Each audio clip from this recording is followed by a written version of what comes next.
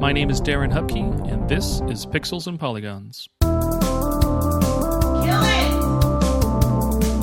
Don't just let it go. Kill it.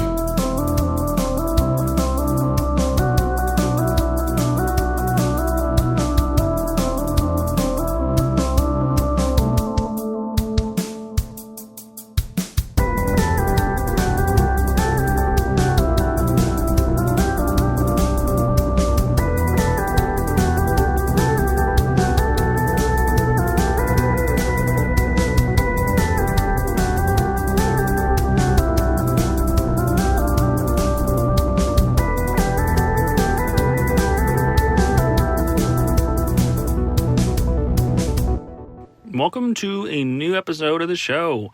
This is an exciting episode.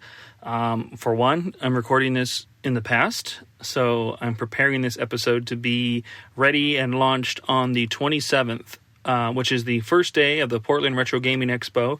I will be in Portland with my wife for the weekend, selling our books. It's also the official release day of 32-Bit Library Volume 4, which we'll be selling in person and having it be available for the first time officially.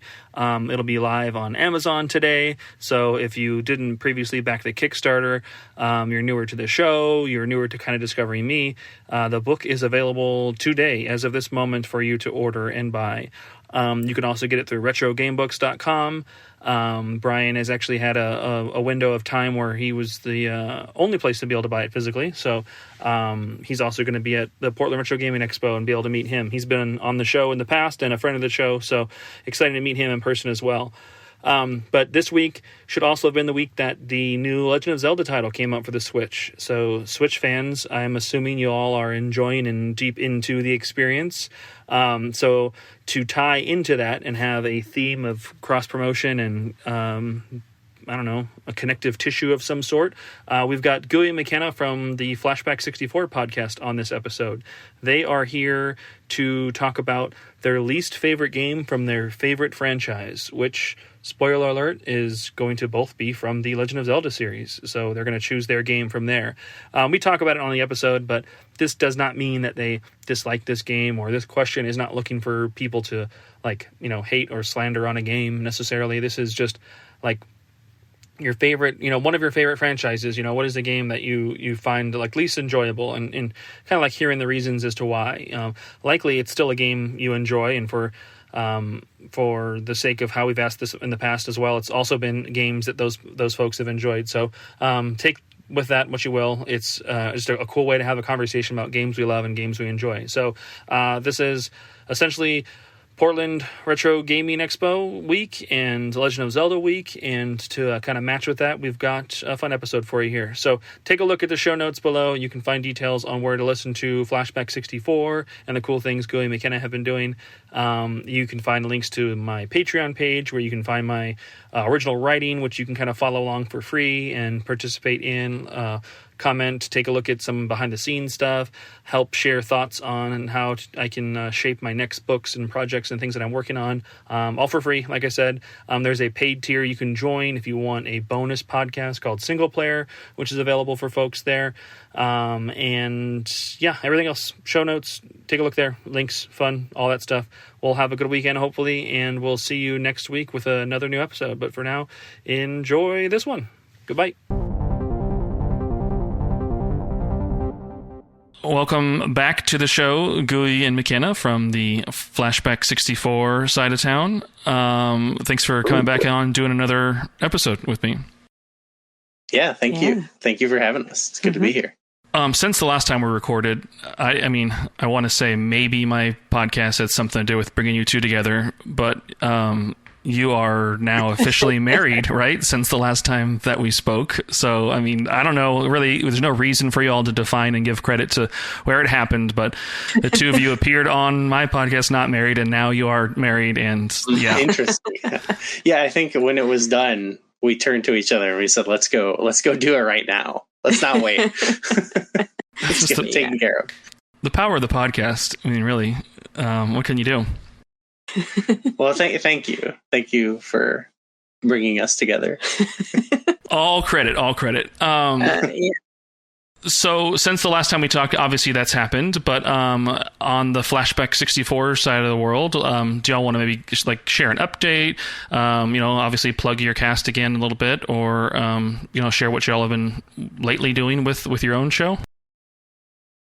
Sure. I mean, we've still been going strong monthly, covering N64 games, and then in the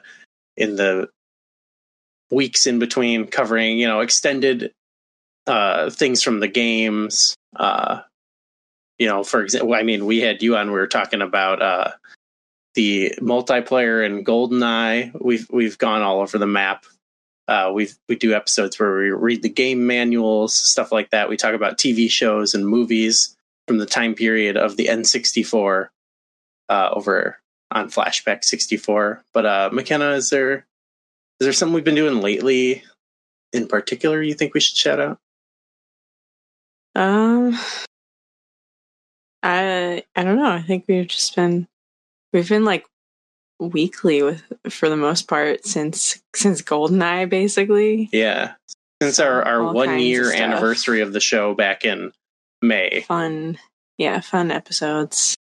And we've also been kind of doing a lot of like we have a patreon.com/flashback64, where we've also been doing for our $5 pledged patrons, we do like bonus episodes and stuff, so we get into even more movies we've watched. It could be even from the time, or even just like if we went to the movies and did something cool.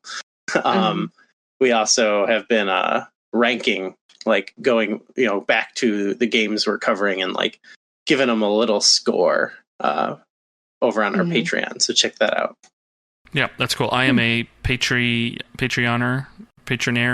Yes, I don't know what the word is. That you had like an Aliens Romulus episode that I chose not to listen to because I have not seen the movie yet, but I really want to. That's and then I'll go back and listen. Yeah. But then you also, I think you give the episodes out early for Patreon backers, right? No? Yeah. Yep. You get it usually it'd be like a day or two early. Yeah, that's you only have to pledge $1 for that. So, gotcha.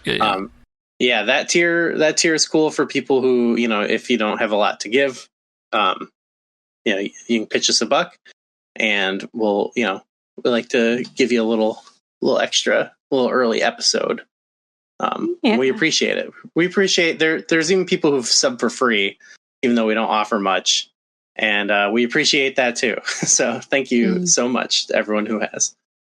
Yeah, I have I think I've been listening to primarily the Patreon feed now, like the Super Mario Brothers 2 episode, then the Madden 64 episode, and then the bonus stuff that's all on there. So I think it's worth it. Cool. I mean, it's just fun to, like, obviously I'm biased towards like retro gaming and like old nostalgic video game stuff. So it's just more stuff to fill up the feed and fill up my drive to work, and it's entertaining. So I highly recommend it to anyone else who has not checked them out yet. Please do so. I'll have the links to their Patreon and their podcast and everything in the show notes, so y'all can see that stuff. But yeah, thanks for having. We will jump into the icebreaker then, and I was just cooking up some newer icebreaker questions, so you'll be the trial run for these. Oh boy. That's good, because McKenna has been nervous about the icebreaker, and now that it's one that we couldn't have possibly heard listening to the show, it adds even more risk to the game. So do you want... So I'll give you a choice. I won't tell you them yet, but do you want one that will maybe make you think and potentially stump you, or one that might be just... Actually, I think they're both will kind of... You know what? Yeah, I think they're both going to do it. Let's just ask, what main character have you ever disliked the most? Ooh. Like in a video game where you just don't care for the main character after playing the game. It could be, you're playing Croc and you just don't care for this crocodile mascot platformer guy because he's uninspired. Or it could just be, something different from like a beat 'em up, and you don't think that the mayor of Metro City should take to the streets and beat up a gang to save his daughter. Right. But yeah, is there a main character that you've disliked, or who's the main character you've disliked the most in a game? Maybe even so much that it turned you off from playing the game, if bonus points. All right, I'm going to start with Mario. No. True. Did something come to mind for you, or do you want me to? I have one that came to mind Okay. where it was a character I liked at first, and then by the end of the game, I was pretty upset with them. Ooh. Yeah, I want to hear that. Oh. Yeah, what is that It's then? Ellie from The Last of Us Part 2. Oh. Yeah, by the end of the game, I was not happy with her. Yeah. Just like the entire last section, I was like, "Why are you doing this? You shouldn't be doing this. This is not good." But to be clear, you enjoyed that aspect of the game, right? Like, because there was like kind of a backlash, right, against the game, because they're like, yeah. I right, there was discourse. I remember. Yeah, they did a discourse over like just the other character and like what happens to at the beginning of the game and like Yeah. It's just a lot of people didn't like that you had to play it as Abby, but I loved that Abby. part of the game. Yeah, I loved Abby. Yeah. I think that was probably my favorite part. That's the whole, I think, point of the story. Like this, violence doesn't solve violence, and just because you're attached to this group of characters doesn't mean that what they do is right versus what everyone else is doing is being wrong. And so getting that perspective of Abby, you're just like, every chapter you play, you learn like, no, like this stuff sucks for them too. And like, oh, I can see why they are wanting to do what they're doing. And oh, this is the equivalent of what happened to them is what is happening to Ellie and Joel in that group. And so it was just great, that violence doesn't solve violence, and you have to like break this cycle and think about, the consequences of what you're doing. And yeah, that whole last chapter where, Ellie just basically like, walks away from a relationship, walks away from safety and health and everything just to try and, like satisfy her revenge that ultimately isn't. And then like, that ending where you get to like play the guitar again and then like you strum that chord and it doesn't sound right because she's missing a finger entirely too. Like it's like she, like what hasn't she lost at that point? And it's just sad, but great storytelling. And it was a super sad and awesome like storyline, dark and depressing, but a very exciting game. Yeah, that's a good answer. That is a good answer. Yeah, especially one because you start like, how do you not love Ellie, especially from the first game and everything? And then for them to like, hey, here's a character you love. Now let's make you question everything about this and like have like a very hung head and disappointment with what she has done. Cool. Well, what about you, Goo? What do you got? I was still I was trying to think because I can imagine that situation having occurred, like where I'm like, I can't even take this character anymore. I don't want to hear them speak, but I'm having a hard time thinking of like one that was that grating. So my mind went to more of like I guess a lot of characters where it's like it's not that I hated them. It was more that like they were very bland to me and left almost no impact. And so the first thing that kind of came to my mind was the main dude in the first Watch Dogs game. Oh, he played Watch Dogs. Okay, yeah, he kind of like, I can't even remember what happens in the game necessarily, other than it was like, it's like I remember the game. I remember like he was just like a white dude with a baseball cap on and a hoodie or like a jacket or something. And like, I just remember thinking like, who is this? Who like, I don't know. I don't care about this. Yeah. I think that works. It's like a main character, not necessarily disliked, but like a main character that it's just uninspired or uninspiring to you to like continue to like learn or dig in deep with their story or their plot and everything. It's tough when you don't have an attachment. Yeah. And on a similar note, one thing that I know some people kind of like this sort of lore and story and stuff, but what comes to my mind also is the like kind of the like modern day protagonists and stuff they have in like the Assassin's Creed games, like Desmond Miles or like whoever the new person is in the new games. Like I'm like, I don't care about you at all. Like let me get back in the Animus now, please. Interesting. I've beefed with that aspect of it, but I get the sci-fi concept and stuff, but I just want to be in the ancient times. Mm-hmm. Yeah, I mean, it's interesting. Like, I always thought that was... I've only played the original Assassin's Creed. I did not play 2 or any of the continued evolution of that series and stuff, but like that idea where, you know, there was like this modern or futuristic kind of setting where you were like digging into the past. I was like, oh man, this is really rad. I bet they could do a lot of really cool things with this. But from what it seems like, they haven't really done like anything that builds upon excitement there. And it is exactly that. People just want to be in like a time or a place that makes the game unique in like open world and stuff, not like this like kind of half-baked idea they have in the background that doesn't sound like they've really fully fleshed it out or done much with. But again, I don't know. I only have experience with that original game, and I don't even know that I finished it. But yeah, I think my problem too was that I got more into the series. Like I played some of the earlier games, but I think I really got hooked on Black Flag was the one I liked a lot because you're sailing around and stuff like that. And by then, like, you know, I'd played 3 and like I think that was one I played a lot too, but it was like coming at the end of like the modern day storyline. And so to me, when I played those games, the more like whole storylines in those games were the ones that were being introduced in that game, and not like, I'm not like at the end of this guy's trilogy or whatever, Mm-hmm. So what can you do? Yeah. Don't hate him, but I like both those answers. I think those both kind of fit. I think maybe I can change it from main character to just, what's a character you have disliked the most? Like it's an important or pivotal character potentially. Because then we could all say Navi from Legend of Zelda. I actually, I could go on, but I like Navi. But there are some Zelda characters. Maybe they'll come up today. I don't know. There are some that do great on me for sure. They're going to come up. I think and because the question we'll segue there. That's a smooth Yes. smooth transition. We're going to answer for the main topic of the episode. We've done this before, and I'm glad we get to come back to it because I don't know how often like people would be excited to answer this. So I'm glad you chose this one. But what is your least favorite game in your favorite franchise? So again, it doesn't have to be maybe your absolute most favorite, but a franchise that you love. What is your least favorite game in that? So yeah, let's just get into that. Do y'all have a franchise in mind that you are going to kind of pull from?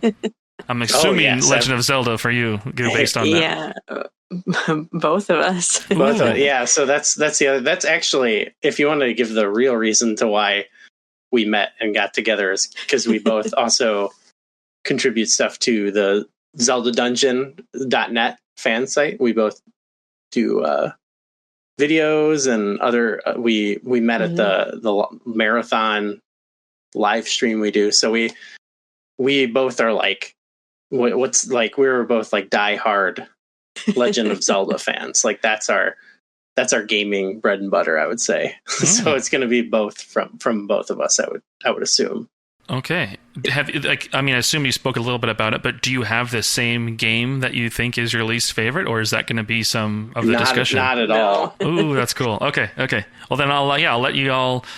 You'll have to fight over who answers first and start the conversation. But yeah, let's see. I'd like to hear. You can go first, right? Because you were, you seem very conflicted.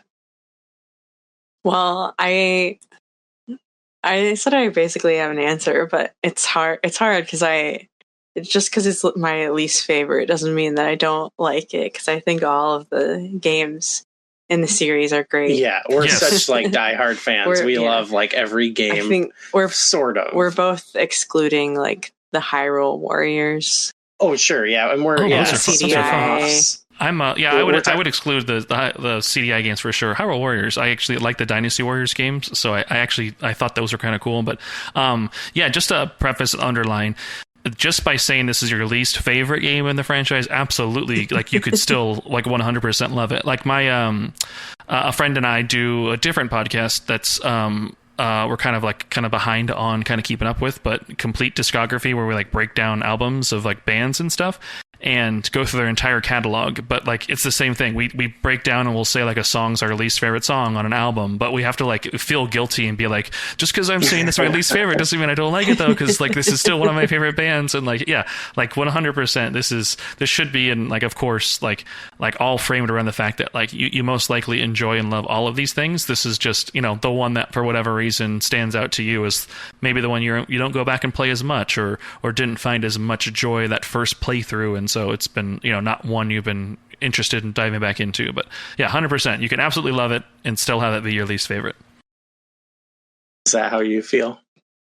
I don't even know what you're gonna say. Yeah, well, I'm gonna say Adventure of Link, and that's mostly because it is oftentimes a very unforgiving game. I think it sets up a lot of cool things in the series, especially it has towns. It has multiple towns that you go to and talk to people. But there are certain things. I remember the first time I played the game, I didn't have a manual or anything, and I could not even get to a town. I just kept dying in the overworld. So that was on my 3DS. So I didn't get back to it until it came out on the NSO, and I could use Rewind. Because I don't think I can beat the game without Rewind. Yeah, there's sure. just yeah, certain, that's fair. You know, in most of the game, except for in the last dungeon, if you die, you go back to the beginning of the game. So you have to like trek back to all these places, and you know, a lot of times I'm dying on the way there. And then there are certain rooms in dungeons. I think the toughest ones are probably the rooms where you're jumping across platforms where there's lava at the bottom, and you have like these flying heads coming at you that you have to avoid.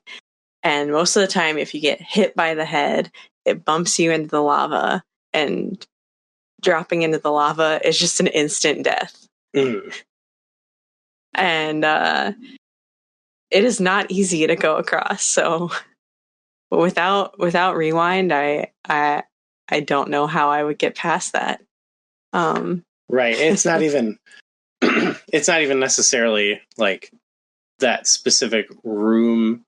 Like if you got to go back to the beginning of the room too, it would be less like frustrating. You know, I mean, yeah, I think it'd be more like along the lines of something like Celeste, where it's really tough, but you spawn at the beginning of the room, so you just get to do it again right away. Which is that's more common with like every other Zelda game.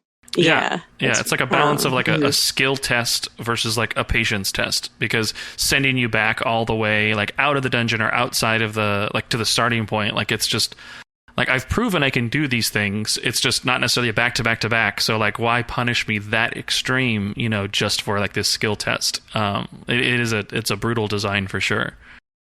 Mm-hmm. Yeah, that's what it's like a top 10 for me, that game. Like I really like it, but it would be even higher if just minor things like you said, respawning at the beginning of dungeons when you game over would be totally fine. Like I do think there is some type of balance between like the risk, you know, like Twilight Princess, for example. It takes it in totally opposite direction, which you die and you just come back in the same room, and it's like it feels like there's no meaning, no stakes. Yeah, it's a weird balance to find, but I feel like for me it would be close to the top 5 maybe if you respawned in the dungeons, and maybe the like that. I guess like the experience points. Do you lose all? If you game over, yeah. Right? Yeah. Which I'm fine with that. It's very Souls-ish. Souls like. Yeah, not Souls like. Yeah, but every game is a Souls like game. I do like a lot of the things it has going in the game. It's the RPG aspects are kind of fun. I like all the spells, which I like to say are the inspiration for the abilities in Breath of the Wild. Sure, yeah.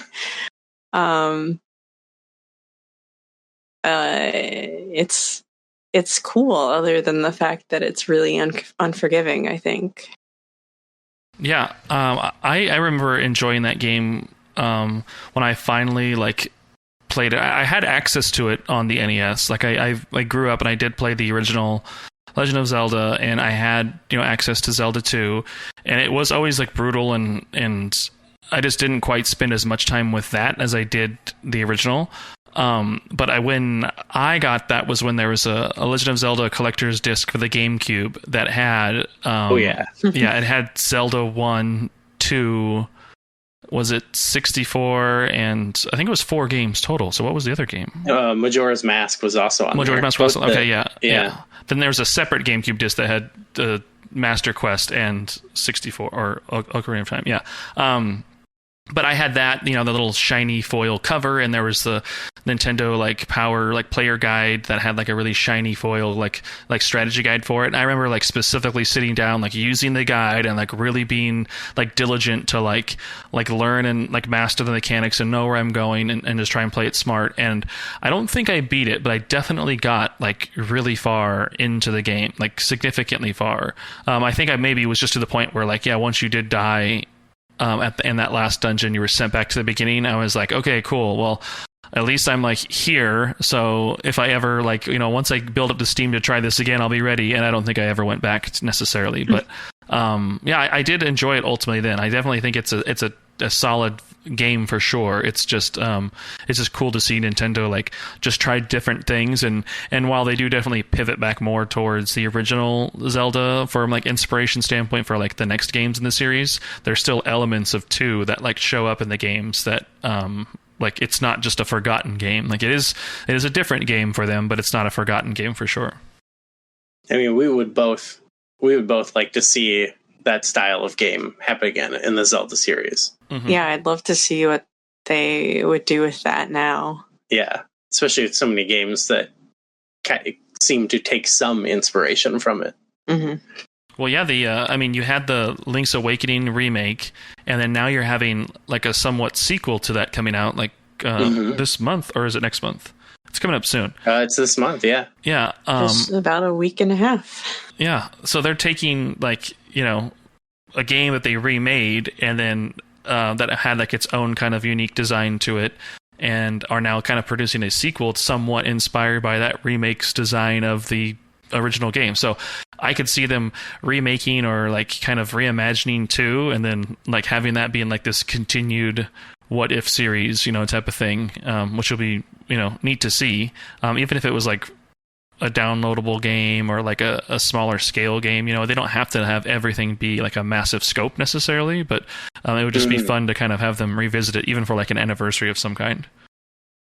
They've been letting other studios do spin-off style games. They did the Crypt of the Necrodancer sort of spin-off, and they've done Hyrule Warriors. So I'm wondering too if maybe they could even just be find someone who's done something similar and be hey, make a side-scrolly Zelda game that could be a spin-off. I think that'd be cool too. Yeah, that's true. That's basically what all they would need to do for that. That'd be cool. Please. Yeah. Cool. Well, so Zelda 2, Adventures of Link is yours. Yeah. It's funny to hear you say, though, it would potentially be the top 5 for you, go in if it was just for a few things, Yeah. I'm curious to know what are the games getting the shade to that you're saying it's better than, I'm just curious to know, but that's okay. That's a question for a different day, I guess. What is your least favorite game in the Zelda franchise? Mine, I think a lot of people would probably say what McKenna said, and I think mine, you could probably find a decent amount of people would say this too, which is Spirit Tracks. And I want to say it's not because the DS style controls. I'm actually it's not my favorite, but I quite like Phantom Hourglass, the game. Like, I think it was really clever in the way it took all the features, actually, like the simple feature of like touching the game screen with the stylus, to make Zelda items and puzzles and stuff like that. Even if there's other things about it that aren't my favorite, but with Spirit Tracks, I felt a little bit like there was not much more they could do with it, and what they chose to sort of like really make a big feature is the blowing into the mic. And I'm not just talking, again, people talk about the spirit flute, the playable pan flute in the game, but that is not my only issue. It's in the first proper dungeon of the game, you get this pinwheel gun thing, and the way you fire it is by pointing it and then blowing into the microphone. And I just found this isn't the only reason I dislike the game, but I just found it so obnoxious. Like, I really felt like I wish I had a button. Just do this instead. Which people say about other things in the game, but like I said, I quite enjoy that. But that was a bridge too far for me. Like, the blowing and yelling into the mic was like a cute little thing you did a couple times in Phantom Hourglass, but that just drove me crazy. I really dislike it. That's funny. Yeah, I mean, I'm sure you probably know from being big Zelda fans, but the original like Famicom version of Legend of Zelda had like they had a microphone on that controller, and like those Pulse voice enemies you would like kill by like, making a sound into the microphone and everything. So I'm assuming that's, kind of a tie back to that, like, Nintendo, slapping a microphone on it again. They're like, hey, let's use this. And like, Zelda, here you are. Let's integrate you into our game. This will be fun. Well, that was the game that you could like draw on the map and everything, right? Like, you could like, you had like the bottom screen where you could make annotations and everything. Yeah. In both the DS games you could do that, and I thought in both of that was cool. Like, that's a cool feature. Like, there's a lot of puzzles that involve, it's really just you write things down, but there would be clever times where you'd have to still figure a puzzle out from it. So like remember a path or the order of things. There's a lot of fun stuff with the writing on the map. Yeah, I don't mean to insult the Phantom Hourglass here, but I completely forgot about it until you mentioned it. I thought the Spirit Tracks was the Wind Waker follow-up on the DS, and that was the game. But now looking at it, I Googled it really quickly, and of course I remember this now, but seeing it happen... Oh, and an angry child just stormed in here and slammed the door. That's going to stay in the episode. But yeah, Phantom Hourglass, I forgot that there was two. But so Phantom Hourglass was the first one. That was the initial kind of, it's a follow-up to Wind Waker, right? It's the same link and same world as Wind Waker, or no? Yes? Okay. Yes. Phantom Hourglass is, and they go off after Wind Waker to like, they want to settle a new Hyrule. They want to find a new Hyrule, but then they get sucked into this like kind of alternate world. And it's still sort of like in a similar way to like Link's Awakening or Majora's Mask. You're kind of like, you're not in Hyrule, you're just like exploring some other land. And then Spirit Tracks though is also, it's like a sequel, but it's like set like whatever hundreds of years later after they've like refounded Hyrule, and you're like the descendants of Link and Zelda, I guess you could say. I didn't realize there was an alternate world aspect to it. Okay, that's cool.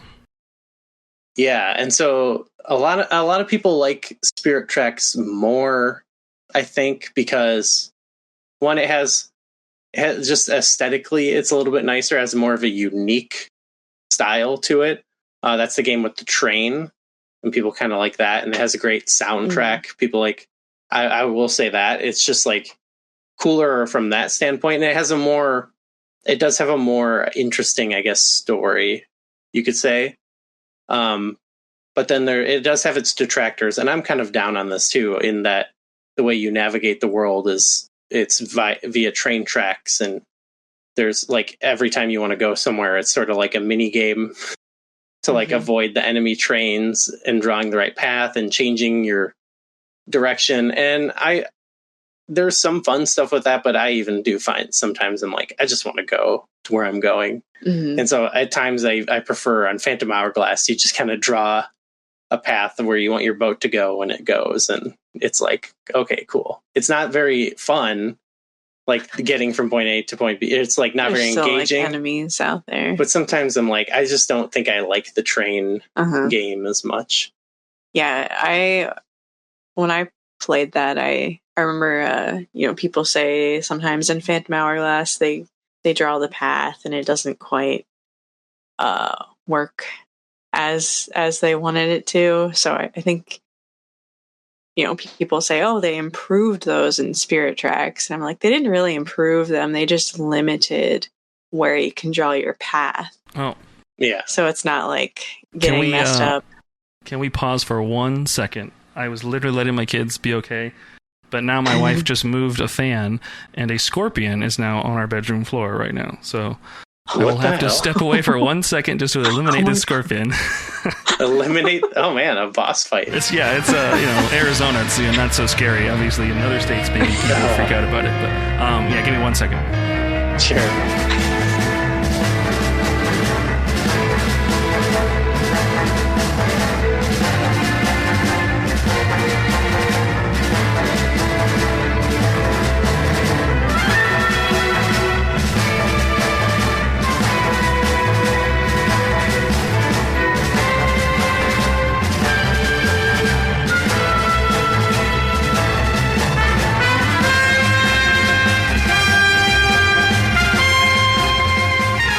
Okay, I'm gonna have to get creative and edit this back in, but we were you were sharing something specific, McKenna, on Spirit Tracks, so we can try and navigate and find a way to cleverly get back in there.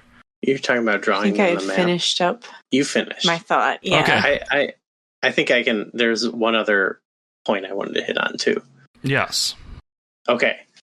So there's one other reason I think people really think of this as a big improvement is that in Phantom Hourglass, there was a dungeon called Temple of the Ocean King that is kind of divisive because it's a dungeon you return to, and while you're in there, you only have a limited amount of time you can be in the dungeon. And as you come back with the items you've gained, you're able to get through certain parts quicker, or just get to parts you couldn't reach at all before.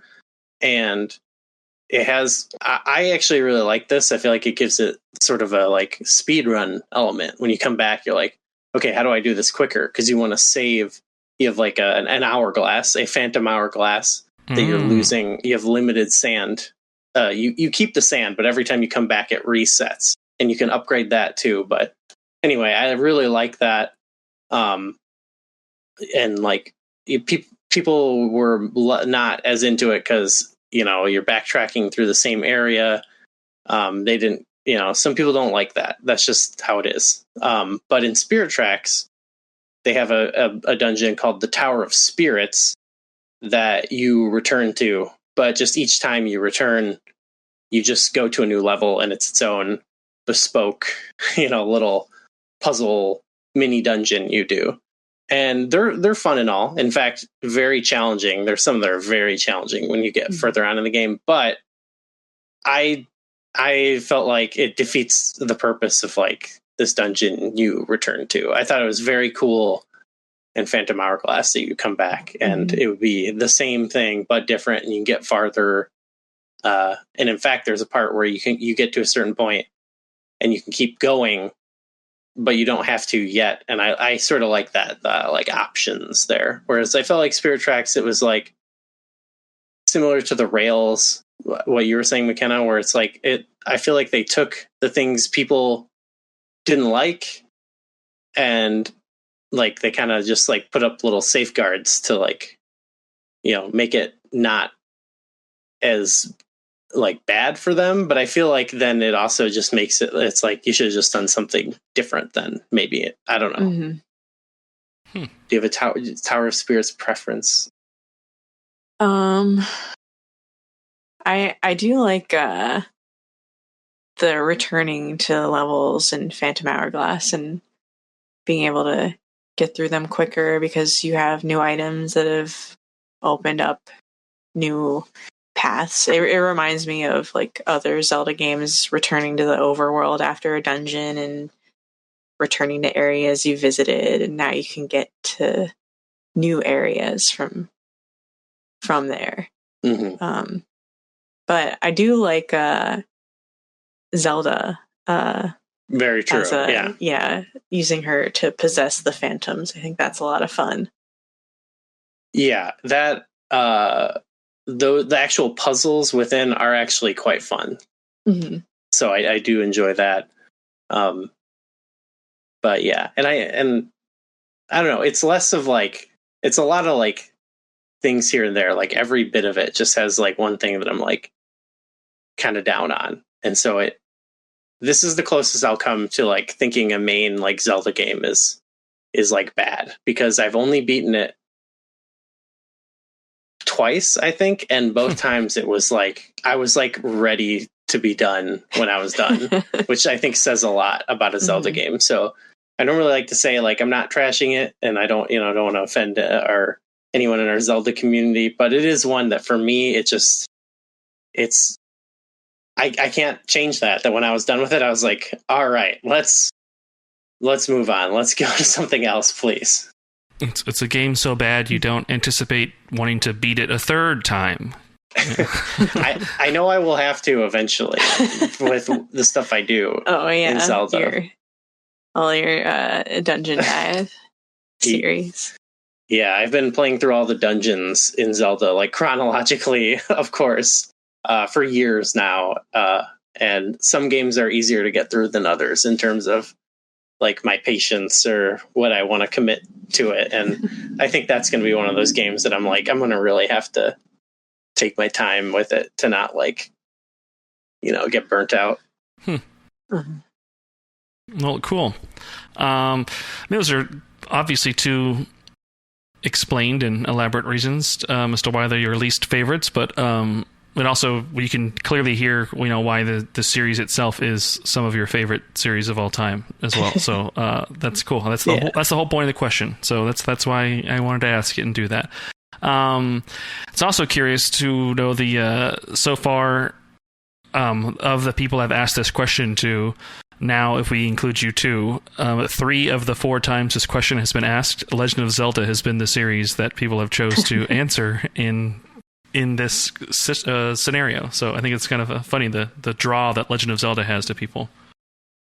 Yeah, that makes sense to me. I feel like it's one where like people can get really, because there's such diversity. You know what I mean? Like if you're like, what's your least favorite Assassin's Creed game? I don't mean to diss the series, you know what I mean? It feels a little less like, I mean, there are ones where people are really dogged on, but I feel like it's less, you don't have people who are like, I don't like 2D this game, because they've only made a few. Whereas in Zelda, there's 2D games, there's, side scroller, there's all different types of games. And now we're seeing with Breath of the Wild and Tears of the Kingdom, like it's a whole new style of game. So there's fans from different, decades and type styles, and it's all over the place. Yeah, that's cool. Well, I think that'll do it then. I need to make sure I get a episode image ready. I need to find a scorpion themed Zelda enemy that I'll use for the image header. I also may have, obviously I'll edit out the scorpion hunt that happened in the middle of this episode, but that'll just be a secret Easter egg for all of us who were present during the adventure. There was an element of danger. You can't get that on any old podcast. Can I plug something else? I want to plug, because you mentioned the collector's edition. That's the first way I beat Zelda 2. And McKenna and I were earlier in the summer on the podcast of our friend Ryan from Standard Issue Gaming. He had a summer series of podcasts called Homesick at Space World, which was a GameCube themed podcast, and we were on there talking about the collector's edition of The Legend of Zelda for GameCube. So go check that out. I will search up the link for that, and I will include that in the show notes as well, too, then. Might as well. Cool. Well, yeah, if you all have anything else, last minute things to share or say here, if not, we will go ahead and wrap the episode. No, thank you for having us on. Yeah, thanks. There's a scorpion in Skyward Sword. Yeah. If you're looking for perfect, just to help you with your search. Yeah. Perfect. I will search for that, and we will consider the episode complete there. Appreciate you all. Go listen to, subscribe, like, follow, rate, review, all that jazz. Flashback 64 and Gooey and McKenna, thank you so much for being on the episode. We'll definitely have you on again in the future. Thank you. All right, thank you. Bye.